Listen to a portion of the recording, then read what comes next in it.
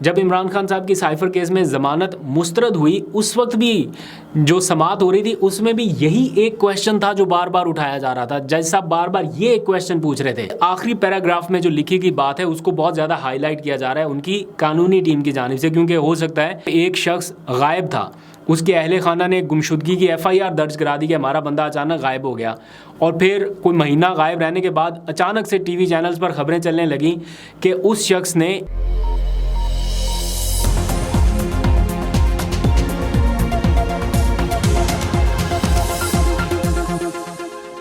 بسم اللہ الرحمن الرحیم. السلام علیکم. پاکستان اور دنیا بھر میں دیکھنے اور سننے والوں کو عبد القادر کا سلام.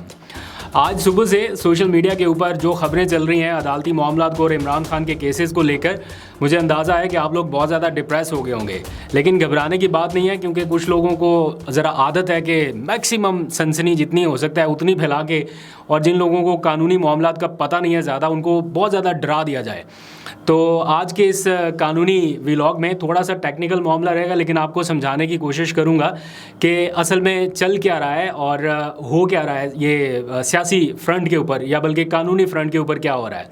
لیکن پہلے آج کی میں 3 خبریں بتا دیتا ہوں جن کو بہت زیادہ ہائی لائٹ کر کے تھوڑا ڈپریسو ماحول ایک طرح سے پیدا کیا جا رہا ہے. پہلی خبر یہ آئی کہ chairman PTI Imran Khan cipher case میں قصوروار قرار دے دیے گئے ہیں. یہ فیصلہ کسی عدالت کا نہیں ہے جس طرح سے آپ کو بتایا جا رہا ہے, یا آپ لوگوں کو لگ رہا ہے کہ قصوروار قرار دے دیے گئے, دیٹ مینس کہ وہ قصوروار ہیں اور اگلا مرحلہ بس ان کی سزا اناؤنس ہونے لگی ہے.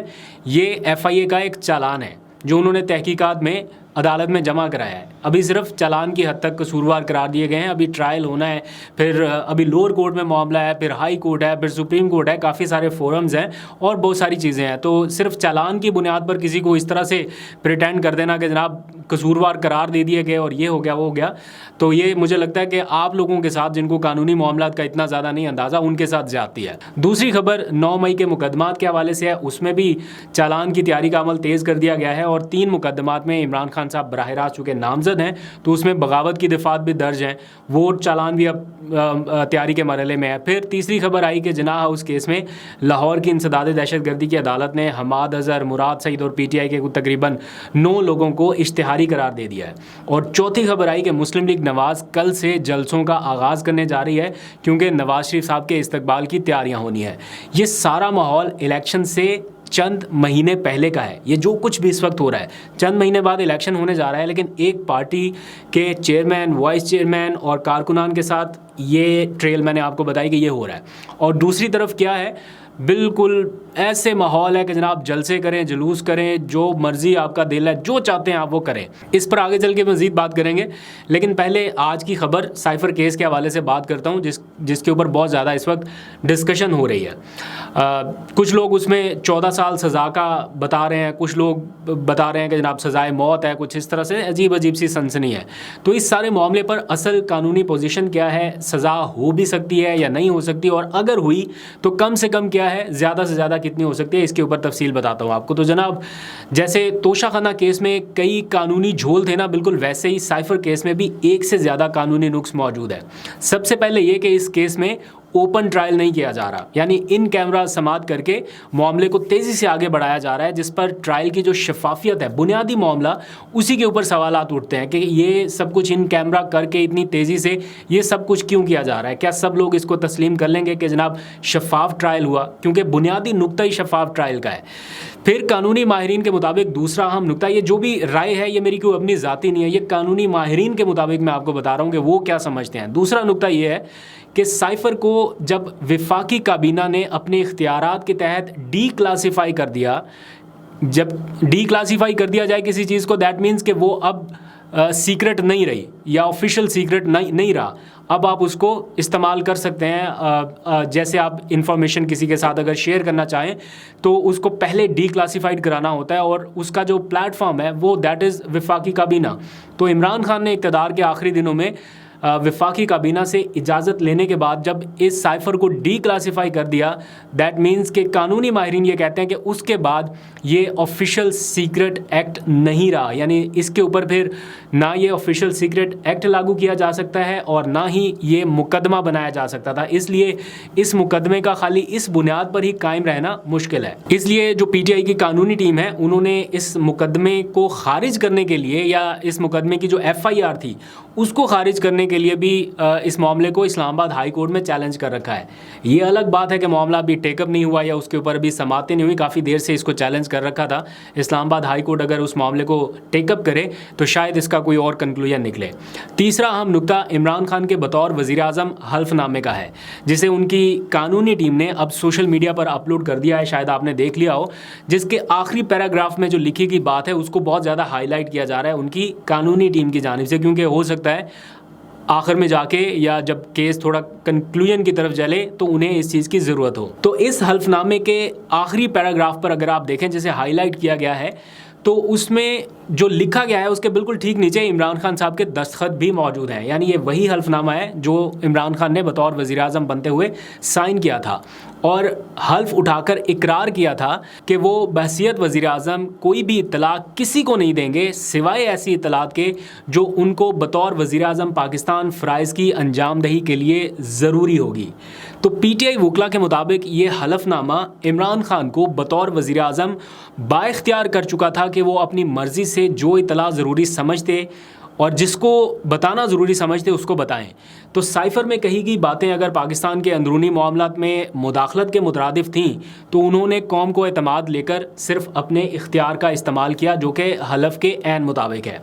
चौथा अहम नुकता इमरान खान के ख़िलाफ़ रिकॉर्ड किए गए उनके प्रिंसिपल सेक्रेटरी आज़म खान के बयान से मुतालिक है, लेकिन वो बयान इमरान खान की गैर मौजूदगी में लिया गया था और इस पर मौजूदा चीफ जस्टिस पाकिस्तान जस्टिस काजी फ़ाइज़ ईसा साहब माजी में एक फैसला दे चुके हैं। जस्टिस काजी फ़ाइज़ ईसा ने हुदैबिया केस में इसहाक डार के शरीफ ख़ानदान से मुतालिक 164 के बयान पर फैसले में लिखा था कि 164 के तहत बयान को किसी मुल्ज़म के ख़िलाफ़ इस्तेमाल करना हो तो लाजम है कि बयान उस मुल्ज़म की मौजूदगी में रिकॉर्ड हुआ हो। यानी अगर ये बयान आज़म खान का इमरान खान की मौजूदगी में रिकॉर्ड होता तब ये इस्तेमाल हो सकता था। ये सुप्रीम कोर्ट के चीफ जस्टिस जो मौजूदा चीफ जस्टिस हैं वो पहले ही ये बात कह चुके हैं अपने एक फ़ैसले में। फिर वो साथ ये भी लिखते हैं कि जिसके ख़िलाफ़ ये बयान इस्तेमाल हो उसे एतराफ़ी बयान देने वाले पर जिरा का मौका भी देना चाहिए। यानी इमरान खान को जिरा का मौका मिलना चाहिए था आज़म खान के रूबरू बैठ के कि आप ये जो बयान दे रहे हैं इसकी ये हैसियत है या नहीं है। जैसे इसहाक डार का बयान शरीफ ख़ानदान की मौजूदगी में रिकॉर्ड नहीं हुआ था, ना ही शरीफ फैमिली को इसहाक डार पर जिरा का मौका मिला था, इसलिए कानून के तौर पे या कानूनन उस बयान को शरीफ ख़ानदान के ख़िलाफ़ इस्तेमाल करने की इजाज़त नहीं थी। तो क्या आज़म खान का बयान इमरान खान की मौजूदगी में रिकॉर्ड हुआ? Answer is no. क्या इमरान खान को जिरा का मौका दिया गया? Answer is no. अगर ये दोनों काम नहीं हुए तो क्या खसूसी अदालत सुप्रीम कोर्ट के जो मौजूदा चीफ जस्टिस हैं उनके मुतय्यन करदा उसूलों को एक साइड पर डालकर आज़म खान का 164 का बयान इस्तेमाल कर सकते हैं? और इमरान खान ये कह चुके हैं एक मौके पर जब ये आया था उनका स्टेटमेंट कि आज़म खान ईमानदार आदमी है, वो ऐसा बयान मेरे सामने आकर दे तो मैं मानूँ, ये इमरान खान कह चुके हैं। और फिर आज़म खान ने ये बयान जिन हालात में दिया अदालत को उसे भी देखना होगा। मतलब एक शख्स गायब था, उसके अहले खाना ने गुमशुदगी की एफआईआर दर्ज करा दी कि हमारा बंदा अचानक गायब हो गया, और फिर कोई महीना गायब रहने के बाद अचानक से टीवी चैनल्स पर ख़बरें चलने लगीं कि उस शख्स ने इमरान खान के ख़िलाफ़ बयान रिकॉर्ड करा दिया है और अब वो बाहिफाजत अपने घर पहुंच चुके हैं।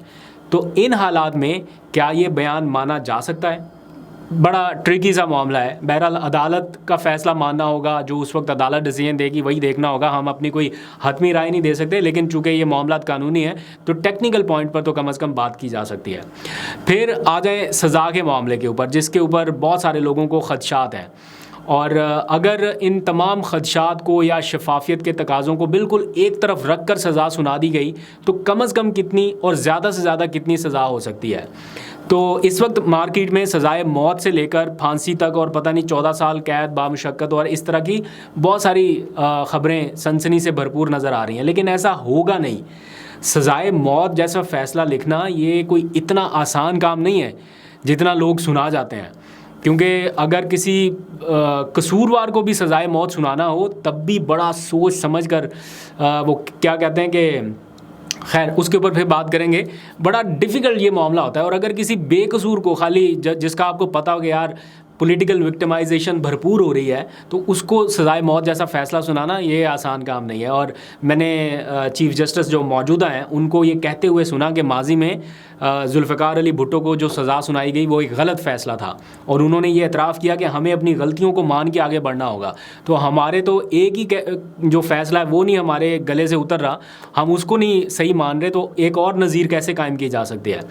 तो खैर मैंने इस केस को जो कवर करने वाले साफ़ी हैं साकिब बशीर, उनका एक व्लॉग सुना, तो वो उसमें बता रहे थे कानूनी राय बड़ी बेहतर अंदाज में बताते हैं। और इस केस को चूँकि डे 1 से कवर भी कर रहे हैं, इसलिए मुझे लगा कि उनकी राय को कोट एंड कोट आपको बताना चाहिए। तो उनके मुताबिक इस केस में 2 से 3 सेक्शंस ऐसी लगाई गई हैं जिसमें ज़्यादा से ज़्यादा सज़ा 2 साल की है, जिसमें इल्ज़ाम ये हो सकता है कि आपने इस साइफ़र को अपने पास क्यों रखा, आप नहीं रख सकते थे, आपने मिसयूज़ क्यों किया, या इस बुनियाद पर कोई स्टेट के ख़िलाफ़ नुकसान पहुंचाने जैसी कोई दिफ़ात अगर हैं तो उनके तहत ज़्यादा से ज़्यादा 2 साल की सज़ा हो सकती है। जबकि इसमें एक सेक्शन ऐसा भी लगाया गया है जिसके मुताबिक 14 साल तक की सज़ा या सज़ाए मौत है, जिसके बारे में लोग आपको ज़्यादा बता रहे हैं, और वो सिर्फ़ उस सूरत में लग सकती है अगर किसी मुल्ज़म के इक़दाम से गैर मुल्की ताकतों को पाकिस्तान के ख़िलाफ़ किसी साजिश का मौका मिला हो, या वो मुल्ज़म के इक़दाम को पाकिस्तान के ख़िलाफ़ इस्तेमाल कर रहे हों। तो क्वेश्चन ये है कि क्या कोई ऐसा सबूत मौजूद है जिसकी बुनियाद पर ये इल्ज़ाम हो कि किसी फ़ॉरेन ताकत ने पाकिस्तान के ख़िलाफ़ साजिश की या उन्हें साजिश का मौका मिला। तो फ़िलहाल ऐसा कुछ नहीं है, क्योंकि एक्चुअल साजिश तो जो बैरूनी मुदाखलत है या जिसे साजिश कहा जाता है, जो भी आप कहना चाहें, असल तो वो थी जिसके ऊपर आगे उन्होंने आवाज़ उठाई कि ये हुआ है हमारे मुल्क के साथ। उस बेस पर क्या कुछ हुआ ये अभी तक साबित नहीं है कि किसी और कंट्री ने इस बेस पर हमारे ख़िलाफ़ कोई साजिश कर दी हो। तो आज आकर एक ही मामला फ़िलहाल सामने आता है कि जिसमें बार बार सवाल उठाया जाता है कि साइफ़र गुम क्यों हुआ या कहाँ पर गया। जब इमरान खान साहब की साइफ़र केस में ज़मानत मुस्तरद हुई, उस वक्त भी जो समाअत हो रही थी उसमें भी यही एक क्वेश्चन था जो बार बार उठाया जा रहा था। जज साहब बार बार ये एक क्वेश्चन पूछ रहे थे कि ये बताएं कि साइफ़र किधर गया, गुम हुआ। तो अगर गुम होने वाले मामले के ऊपर आपने सज़ा देनी है या कुछ करना है, तो दैट मीन्स कि वो तो कोई सज़ाए मौत का या 14 साल सज़ा वाला मामला नहीं बनता। और जिस साइफ़र की हकीकत को तस्लीम करने से इनकार किया जा रहा था अब तक, जिसके ऊपर बहुत बड़े बड़े नामवर साफ़ी ये बेट्स लगा रहे थे कि अगर ये साइफ़र निकल आया तो हम सहाफ़त छोड़ देंगे, अब उसके गुम होने पर सज़ा सुनाने की एक बाज़गिश्त सुनाई दे रही है। यहाँ तक मामला पहुँचा, साइफ़र नहीं है से साइफ़र के मामले पर सज़ा तक का सफ़र।